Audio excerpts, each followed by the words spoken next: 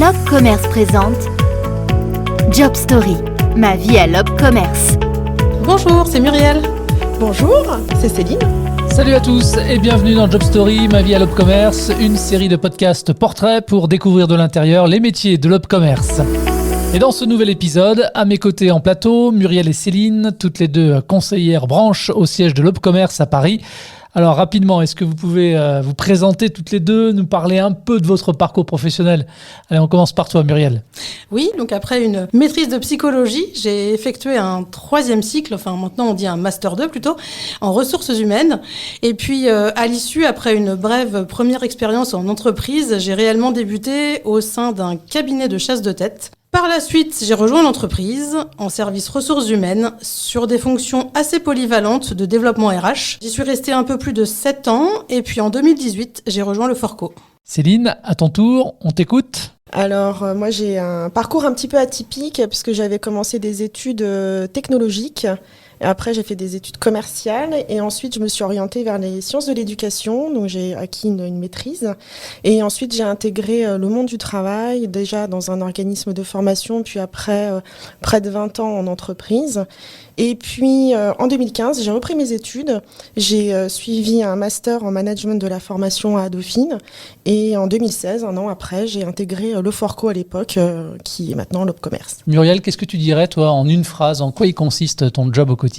Alors à chaque fois qu'on nous demande ce que nous faisons comme métier, alors soit on prend notre courage à deux mains et on l'explique, soit on botte en touche, parce que c'est un métier qui est méconnu de tous. En réalité, c'est l'accompagnement des branches professionnelles dans le développement de leur politique de formation. Céline, tu voudrais ajouter quelque chose de ton côté ? En gros, ça se traduit par l'optimisation des budgets de la formation dont les branches ont la charge. Et on s'occupe aussi de les accompagner, d'accompagner les partenaires sociaux en fait, dans l'élaboration et l'application de leur politique de GPEC. Ça ressemble à quoi concrètement une journée type pour toi ? Alors, il n'y a pas de journée type quand on est conseiller branche. On a vraiment la chance d'exercer un métier avec des activités très diversifiées et des interlocuteurs aussi très variés. Et toi Muriel, de ton côté, journée type ou pas ? Non, je rejoins tout à fait Céline. En fait, on va à la fois être sur du travail de fond, de forme, du suivi de projet, de l'animation de réunions auprès de nos interlocuteurs en branche ou en interne auprès des différents services de Lob Commerce.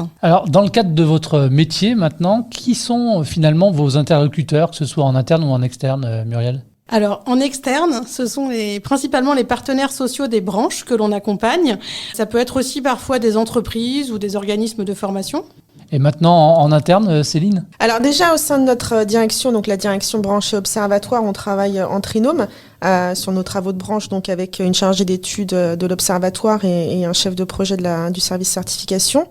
Mais on est aussi amené à travailler avec d'autres services de Lob Commerce, comme sur des projets transverses, donc avec toutes les directions en fait de Lob Commerce, que ce soit la direction de l'offre de service, la DRT, donc la direction du réseau et territoire, la direction des opérations, la direction financière. Bon, et finalement, qu'est-ce qui vous plaît le plus dans votre job au quotidien, Céline ? Alors justement, c'est cette diversité de missions, on ne s'ennuie jamais. Et puis on a aussi un devoir d'expertise dans notre domaine, on doit vraiment maîtriser tous les aspects qui sont liés à la formation et à l'alternance. Et on est surtout investi sur des enjeux d'emploi et de formation. La même question pour toi Muriel, qu'est-ce qui te plaît le plus finalement dans ton job toi ? Oui, alors justement, c'est la vision macro en fait de ces enjeux d'emploi et de formation qui me paraissent très formateurs, surtout quand on vient de l'entreprise et quand on a justement une vision entreprise. Puis je dirais aussi le positionnement d'experts sur les sujets formation, comme l'évoquait Céline, mais qui est un positionnement d'experts opérationnel, si je puis dire, puisque nos actions ou nos préconisations en branche sont toujours au service du terrain. Elles doivent avoir du sens pour les entreprises. Alors maintenant, si on devait trouver quelque chose d'un peu compliqué dans votre job au quotidien, toi Céline, tu dirais quoi ? Alors comme je suis une femme pressée souvent, que les choses n'avancent pas toujours aussi vite qu'on le voudrait. Muriel, toi tu dirais quoi ? Ce qui est un petit peu compliqué en fait, c'est qu'on est dépendant de l'application et des changements de la législation et que du coup, dans notre job, nous devons aussi rendre opérationnelles les sources juridiques. C'est parfois un peu compliqué. Ouais, vous êtes tributaire de l'extérieur finalement. Tout à fait. Quelles sont en revanche les qualités requises pour pouvoir exercer votre profession, Céline ? Plein de qualités. Vas-y, dis-moi tout. Moi, je dirais l'organisation, le pragmatisme, surtout la curiosité. Puis, il faut aimer le contact et les chiffres aussi. Muriel ? Alors moi, je dirais qu'il faut avoir une bonne aisance relationnelle, être capable de travailler en mode projet et être en capacité d'identifier les besoins, même ceux qui ne sont pas exprimés, de nos interlocuteurs. Ok. Bon, en dehors du boulot maintenant, quelles sont vos passions à toutes les deux, vos hobbies ? Céline, tu commences ?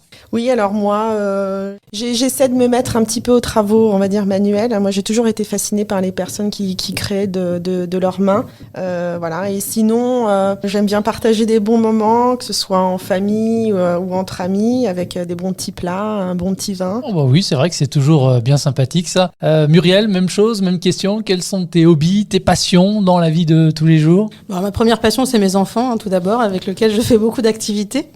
Par ailleurs, je suis, on va dire, une citoyenne engagée dans la vie de sa commune et dans le milieu associatif, et ça m'occupe un petit peu. Et à mes heures perdues, je lis ou je fais du sport. Tu fais quoi comme sport ? Un petit peu de piscine quand c'est ouvert, un petit peu de course à pied, enfin voilà, très basique. Ah oui, la piscine, ça doit faire un moment que tu n'as pas dû en faire. Hein. C'est ça, tout à fait, malheureusement. Malheureusement. Quel est ton moteur à toi dans la vie de tous les jours pour avancer ? Est-ce que tu as une devise en particulier ? Alors ma devise, ça va être plutôt quelque chose comme si tu ne vas pas chercher ce que tu veux, tu ne l'auras jamais. Ce qui est important, c'est de savoir prendre du recul, savoir se remettre en question, mais surtout ne jamais rien lâcher. Ok.